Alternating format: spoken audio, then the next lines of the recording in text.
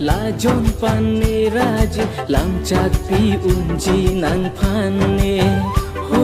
nang lekhin de ave lajon panne raje lamchak pi unji nang phanne